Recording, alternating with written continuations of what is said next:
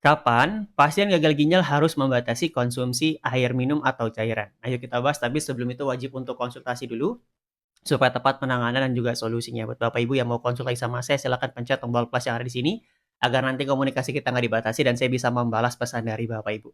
Komen mau konsultasi dan jangan lupa di-share, semoga jadi amal jariah. Nah, jadi bukan hanya makanan yang harus dibatasi, tapi juga konsumsi cairan atau air minumnya juga harus dibatasi Bapak Ibu. Ini dimulai dari stadium 3 ginjal.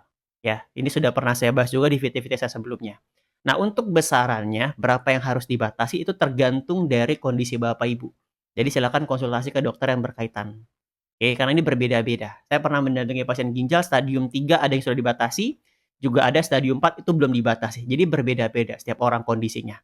Nah, kenapa harus dibatasi terlebih dahulu? Karena ginjal Bapak Ibu ini sudah mengalami penurunan fungsi, sudah ada yang gangguan fungsinya.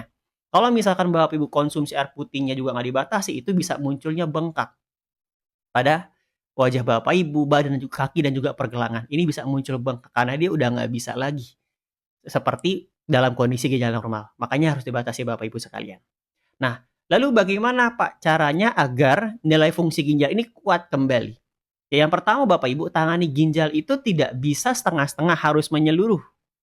Ya, ini juga berkaitan dengan untuk mengurangi pembengkakan kalau misalkan terlambat untuk membatasinya. Langkahnya harus tepat, karena setiap orang kondisinya berbeda-beda, faktor pemicunya pun juga berbeda. Nah, tangani faktor pemicunya. Kalau karena gula atau diabetes, ya kontrol gula darah supaya terkendali. Pelan-pelan supaya dia turun, termasuk tensinya, asam uratnya, kolesterol, bahkan yang ada batu ginjal juga tangani, dan ISK juga sama. Ini yang paling banyak saya tangani dari faktor pemicu. Ada faktor pemicu lain seperti kista ginjal, seperti juga karena autoimun itu berbeda-beda. Makanya Bapak Ibu ini perlu untuk konsultasi lanjutan. Supaya apa? Langkahnya tepat. Kalau misalkan faktor pemicunya sudah, baru kita bimbingan pola pikirnya.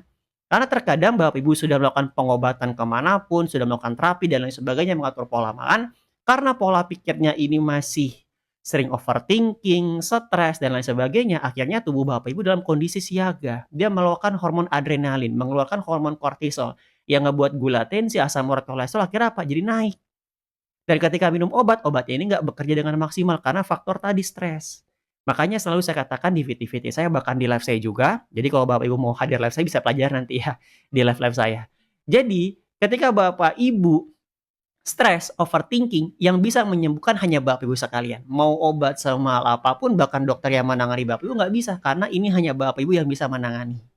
Baru kita berbicara pola makan, kalau misalkan pola pikir sudah Bapak Ibu tangani, sudah diatasi. Pola makan ini juga kompleks sekali karena pola makan yang tepat, pola makan yang mencukupi kebutuhan nutrisi harian, bukan hanya pas sesuai dengan protokol ginjal, tapi juga harus pas dengan faktor pemicunya. Jadi, sebagai contoh kalau misalkan Bapak Ibu gagal ginjal karena hipertensi, pola makan pun juga harus pas bisa membantu mengontrol tensi darah, seperti itu. Jadi harus pas dengan ginjal, pas dengan faktor pemicu, begitu juga dengan faktor pemicu yang lain. Barulah support sistemnya seperti aktivitas fisik atau olahraga dan istirahat. Terakhir baru masuk nutrisinya, bukan di awal nutrisi, karena paling banyak yang konsul sama saya, "Apa Pak obatnya? Apa nutrisinya?" Bukan Bapak Ibu, itu terakhir. Saya yakin untuk obat sudah diresepi sama dokter Bapak Ibu sekalian. Tapi kenapa juga ada pertanyaan, "Saya sudah konsumsi obat setiap hari kok belum ada perkembangan?" Ya makanya maunya langsung nutrisi. Obat Bapak Ibu bukan tidak ada hasil, tapi obat itu yang Bapak Ibu konsumsi untuk menjaga supaya kondisi tetap stabil. Nah, untuk adanya penurunan dari kreatin urium, kita harus melakukan langkah yang tadi saya jelaskan.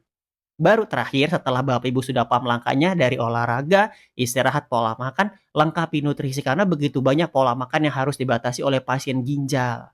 Makanya kalau hanya membatasi pola makan atau mengatur pola makan pada pasien gagal ginjal itu nggak cukup. Kita perlu nutrisi tambahan untuk mensupport dari pengobatan kita, seperti itu. Nah, silakan bisa konsultasikan kembali untuk apa aja yang harus dihindari dan apa aja yang boleh makan, setiap orang berbeda-beda. Tapi buat Bapak Ibu yang mau konsultasi sama saya dan berkenan saya dampingi program pendampingan saya, silakan bisa langsung inbox atau cek di profil, hubungi nomor saya.